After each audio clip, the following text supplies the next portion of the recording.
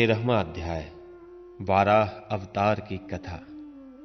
श्री शुकदेव जी ने कहा, राजन, मुनिवर मैत्रेय जी के मुख से यह परम पुण्यमयी कथा सुनकर श्री विदुर जी ने फिर पूछा, क्योंकि भगवान की लीला कथा में इनका अत्यंत अनुराग हो गया था।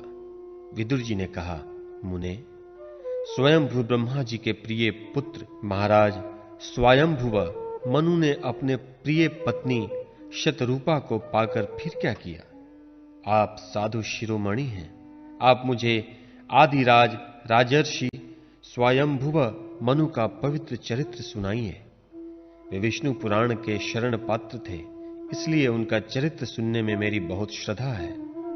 जिनके हृदय में श्री कुमुद के चरणारविंद विराजमान हैं, उन भक्त जनों के गुणों को श्रवण करना ही मनुष्यों के बहुत दिनों तक किए हुए शास्त्राभ्यास के श्रम का मुख्य फल है। ऐसा विद्वानों का श्रेष्ठ मत है। श्री शुकदेव जी कहते हैं, राजन, विदुर जी सहस्त्र शीर्षा भगवान श्री हरि के चरणाश्रित भक्त थे। उन्होंने जब विनय पूर्वक भगवान की कथा के लिए प्रेरणा की, तब मुनिवर मैत्रेय का रोम रोम खिल उठा। उन्होंने कहा, श्री मैत्रेय जी बोले, जब अपनी भार्या शतरूपा के साथ स्वयंभुव मनु का जन्म हुआ, तब उन्होंने बड़ी नम्रता से हाथ जोड़कर श्री ब्रह्मा जी से कहा, भगवन, एकमात्र आप ही समस्त जीवों के जन्मदाता और जीविका प्रदान करने वाले पिता हैं। तथापि हम आपकी संतान ऐसा कौन सा कर्म करें जिससे आपकी सेवा बन सके? पूज्यपाद, हम आपको नमस्कार करते हैं। आप हमसे हो सकने योग्य किसी ऐसे कार्य के लिए हमें आज्ञा दीजिए, जिससे इस लोक में हमारी सर्वत्र कीर्ति हो और परलोक में सद्गति प्राप्त हो सके। श्री ब्रह्मा जी ने कहा, तात, पृथ्वी पे तुम दोनों का कल्याण हो। मैं तुमसे बहुत प्रसन्न हूं, क्योंकि तुमने निष्कपट भाव से मुझे आज्ञा दीजिए यूं कहकर मुझे आत्मसमर्पण किया है। वीर, पुत्रों को अपने पिता की इसी रूप में पूजा करनी चाहिए। उन्हें उचित है कि दूसरों के प्रति ईर्ष्या का भाव न रखकर जहां तक बने उनकी आज्ञा का आदर पूर्वक सावधानी से पालन करें। तुम अपनी इस भार्या से अपने ही सम्मान गुणवती संतति उत्पन्न करके धर्म पूर्वक पृथ्वी का पालन करो और यज्ञों द्वारा श्री हरि की आराधना करो। राजन, प्रजा पालन से मेरी बड़ी सेवा होगी और तुम्हें प्रजा का पालन करते देखकर भगवान श्री हरि भी तुमसे प्रसन्न होंगे। जिन पर यज्ञ मूर्ति जनार्दन भगवान प्रसन्न नहीं होते, उनका सारा श्रम व्यर्थ ही होता है, क्योंकि वे तो एक प्रकार से अपने आत्मा का ही अनादर करते हैं। मनु जी ने कहा, पाप का नाश करने वाले पिताजी, मैं आपकी आज्ञा का पालन अवश्य करूंगा, किंतु आप इस जगत में मेरे और मेरी भावी प्रजा रहने के लिए स्थान बतलाइए। देव, सब जीवों का निवास स्थान पृथ्वी इस समय प्रलय के जल में डूबी हुई है। आप इस देवी के उद्धार का प्रयत्न कीजिए। श्री मैत्रेय जी ने कहा, पृथ्वी को इस प्रकार अथाह जल में डूबी देखकर ब्रह्मा जी बहुत देर तक मन में यह सोचते रहे कि इसे कैसे निकालूं। जिस समय मैं लोक रचना में लगा हुआ था, उस समय पृथ्वी जल में डूब जाने से रसातल को चली गई। हम लोग सृष्टि कार्य में नियुक्त हैं, अतः इसके लिए हमें क्या करना चाहिए? अब तो जिनके संकल्प मात्र से मेरा जन्म हुआ है, वे सर्वशक्तिमान श्री हरि ही मेरा काम पूरा करे। निष्पाप विदुर जी, ब्रह्मा जी इस प्रकार विचार कर ही रहे थे कि उनके नसा छिद्र से अकस्मात अंगूठे के बराबर आकार का एक वराह शिशु निकला। भारत, बड़े आश्चर्य की बात तो यही हुई कि आकाश में खड़ा हुआ वह वराह शिशु ब्रह्मा जी के देखते ही देखते बड़ा होकर क्षण भर में हाथी के बराबर हो गया। उस विशाल वराह मूर्ति को देखकर मारीच आदि मुनिजन, सनकादि और स्वयंभु मनु के सहित श्री ब्रह्मा जी तरह तरह के विचार करने लगे। अहो, सूकर के रूप में आज यह कौन दिव्य प्राणी प्रकट हुआ है? कैसा आश्चर्य है! यह अभी अभी मेरी नाक से निकला था। पहले तो यह अंगूठे के पोरुए के बराबर दिखाई देता था, किंतु एक क्षण में ही बड़ी भारी शिला के समान हो गया। अवश्य ही यज्ञ मूर्ति भगवान हम लोगों के मन को मोहित कर रहे हैं। ब्रह्मा जी और उनके पुत्र इस प्रकार सोच ही रहे थे कि भगवान यज्ञ पुरुष पर्वताकार होकर गरजने लगे। सर्वशक्तिमान श्री हरि ने अपनी गर्जना से दिशाओं को प्रतिध्वंदित करके ब्रह्मा और श्रेष्ठ ब्राह्मणों को हर्ष से भर दिया। अपना खेद दूर करने वाली महामय वराह भगवान की घुरघुरता को सुनकर वे जनलोक, तपलोक और सत्यलोक निवासी मुनिगण तीनों वेदों के परम पवित्र मंत्रों से उनकी स्तुति करने लगे। भगवान स्वरूप का वेदों में विस्तार से वर्णन किया गया है, अतः उन मुनीश्वरों ने जो स्तुति की, उन्हें देव रूप मानकर भगवान बड़े प्रसन्न हुए और एक बार फिर गरज कर देवताओं के हित के लिए महाराज की सी लीला करते हुए जल में घुस गए। पहले वे सूकर रूप भगवान पूंछ उठाकर बड़े वेग से आकाश में उछले और अपनी गर्दन के बालों को फटकार कर खुरों के आघात से बादलों को छितराने लगे। उनका शरीर बड़ा कठोर था, त्वचा पर कड़े कड़े बाल थे, दाढ़ें सफेद थीं और नेत्रों से तेज निकल रहा था। उस समय उनकी बड़ी शोभा हो रही थी। भगवान स्वयं यज्ञ पुरुष हैं, तथापि सूकर रूप धारण करने के कारण उनकी नाक से सूंघ सूंघ कर पृथ्वी का पता लगा रहे हैं। उनकी दाढ़ें बड़ी कठोर थीं। इस प्रकार यद्यपि वे बड़े क्रूर जान पड़ते थे, तथापि अपनी स्तुति करने वाले मरीच आदि मुनियों की और बड़ी सौम्य दृष्टि से निहारते हुए उन्होंने जल में प्रवेश किया।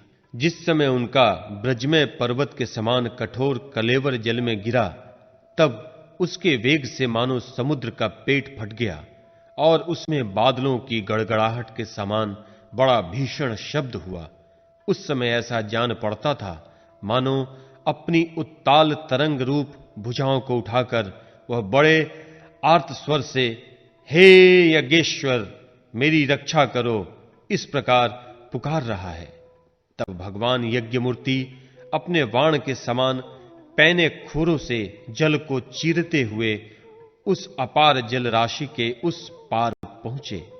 वहां रसातल में उन्होंने समस्त जीवों की आश्रयभूता पृथ्वी को देखा, जिसे कल पांत में शयन करने के लिए उद्धत श्री हरि ने स्वयं अपने ही उदर में लीन कर लिया था। फिर वे जल में डूबी हुई पृथ्वी को अपनी दाढ़ों पर लेकर रसातल से ऊपर आए। उस समय उनकी बड़ी शोभा हो रही थी। जल से बाहर आते समय उनके मार्ग में विघ्न डालने के लिए महापराक्रमी हिरण्याक्ष ने जल के भीतर ही उन पर गदा से आक्रमण किया। इससे उनका क्रोध चक्र के समान तीक्ष्ण हो गया और उन्होंने उसे लीला से ही इस प्रकार मार डाला जैसे सिंह हाथी को मार डालता है। उस समय उसके रक्त से थूथनी तथा कनपटी सन जाने के कारण वे ऐसे जान पड़ते थे मानो कोई गजराज लाल मिट्टी के टीले में टक्कर मार कर आया हो। तात जैसे गजराज अपने दांतों पर कमल पुष्प धारण कर ले, उसी प्रकार अपने सफेद दांतों की नोक पर पृथ्वी को धारण कर जल से बाहर निकले हुए तमाल के समान नील वर्ण वराह भगवान को देखकर ब्रह्मा, मरीच आदि को निश्चय हो गया कि ये भगवान ही हैं। तब वे हाथ जोड़कर देव वाक्यों से उनकी स्तुति करने लगे। ऋषियों ने कहा, भगवान अजित आपकी जय हो यज्ञपते। आप अपने वेदत्रयी रूप विग्रह को फटकार रहे हैं। आपको नमस्कार है। आपके रोम कूपों में संपूर्ण यज्ञ लीन है। आपने पृथ्वी का उद्धार करने के लिए ही यह सूकर रूप धारण किया है। आपको नमस्कार है। देव, दुराचारियों को आपके इस शरीर का दर्शन होना अत्यंत कठिन है, क्योंकि यह यज्ञ रूप है। इसकी त्वचा में गायत्री आदि छंद, रोमावली में कुश, नेत्रों में धृत तथा चारों चरणों में होता है। अर्धवर्यु, उद्गाता और ब्रह्मा इन चारों ऋत्विजों के कर्म हैं। इश आपकी थूथनी, मुख के अग्रभाग में स्त्रुक है, नासिका छिद्रों में स्रुवा है, उदर में इडा यज्ञीय भक्षण पात्र है, कानों में चमस है, मुख में प्राशित्र ब्रह्म भाग पात्र है और कंठ छिद्र में ग्रह सोम पात्र है। भगवन, आपका जो चवाना है वही अग्निहोत्र है। बार बार अवतार लेना यज्ञ स्वरूप आपकी दीक्षणीय इष्टि है। गर्दन उपसद 3 इष्टियां हैं। दोनों दाढ़ें प्रायणीय दीक्षा के बाद की इष्टि और उदयनीय यज्ञ समाप्ति की इष्टि है। जिह्वा प्रवर्ग प्रत्येक उपसद के पूर्व किया जाने वाला महावीर नामक कर्म है। सिर सभ्य होम रहित अग्नि और आवसथ्य औपासनाग्नि है तथा प्राण चिति इष्ट का चयन है। देव, आपका विदय सोम है। आसन प्रातः सवनादि 3 सवन है। 7 धातु अग्निष्टोम, अत्यग्निष्टोम, उक्त षोडशी, वाजपेय, आतिरात्र और आत्पोर्याम नाम की 7 संस्थाएं हैं तथा शरीर की संधियां जोड़ संपूर्ण सत्र हैं। इस प्रकार आप संपूर्ण यज्ञ सोम रहित याग और क्रतु सोम सहित याग रूप है। यज्ञानुष्ठान रूप इष्टियां आपके अंगों को मिलाए रखने वाली मांसपेशियां हैं। समस्त मंत्र, देवता, द्रव्य, यज्ञ और कर्म आपके ही स्वरूप हैं। आपको नमस्कार है। वैराग्य, भक्ति और मन की एकाग्रता से जिस ज्ञान का अनुभव होता है वह आपका स्वरूप ही है तथा आप ही सबके विद्या गुरु हैं। आपको पुनः पुनः प्रणाम है।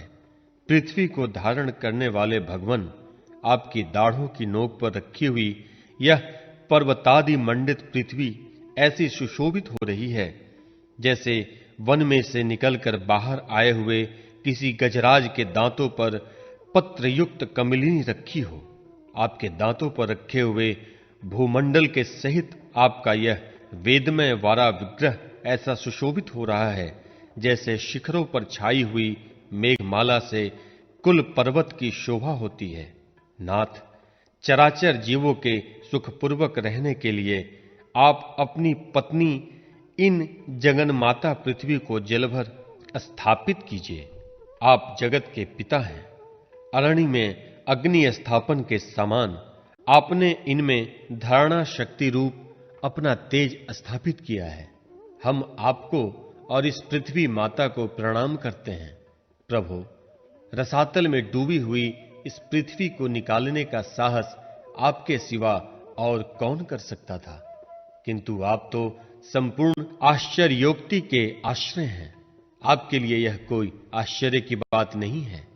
आपने ही तो अपनी माया से इस अत्याश्चर्यमय विश्व की रचना की है। जब आप अपने वेदमय विग्रह को हिलाते हैं तब हमारे ऊपर आपकी गर्दन के बालों से झरती हुई शीतल जल की बूंदें गिरती हैं। इश उनमें भींग कर हम जनलोक, तपलोक और सत्यलोक में रहने वाले मुनिजन सर्वथा पवित्र हो जाते हैं। जो पुरुष आपके कर्मों का पार पाना चाहता है अवश्य ही उसकी बुद्धि नष्ट हो गई है, क्योंकि आपके कर्मों का कोई पार ही नहीं है। आपकी ही योग माया के सत्वादि गुणों से यह सारा जगत मोहित हो रहा है। भगवन, आप इसका कल्याण कीजिए। श्री मैत्रेय जी कहते हैं, विदुर जी, उन ब्रह्मवादी मुनियों के इस प्रकार स्तुति करने पर सबकी रक्षा करने वाले वराह भगवान ने अपने खुरों से जल को स्तंभित कर उस पर पृथ्वी को स्थापित किया। इस प्रकार रसातल से लीला पूर्वक लाई हुई पृथ्वी को जल पर रखकर वे विश्वक्सेन प्रजापति भगवान श्रीहरि अंतर ध्यान हो गए। विदुर जी, भगवान के लीला में चरित्र अत्यंत कीर्तनीय है और उनमें लगी हुई बुद्धि सब प्रकार के पाप तपों को दूर कर देती है। जो पुरुष उनकी इस मंगलमयी मंजुल कथा को भक्ति भाव से सुनता या सुनाता है, उसके प्रति भक्त वत्सल भगवान अंत स्थल से बहुत शीघ्र प्रसन्न हो जाते हैं। भगवान तो सभी कामनाओं को पूर्ण करने में समर्थ हैं। उनके प्रसन्न होने पर संसार में क्या दुर्लभ है, किंतु उन तुच्छ कामनाओं की आवश्यकता ही क्या है। जो लोग उनका अनन्य भाव से भजन करते हैं, उन्हें तो वे अंतर्यामी परमात्मा स्वयं अपना परम पद ही दे देते हैं।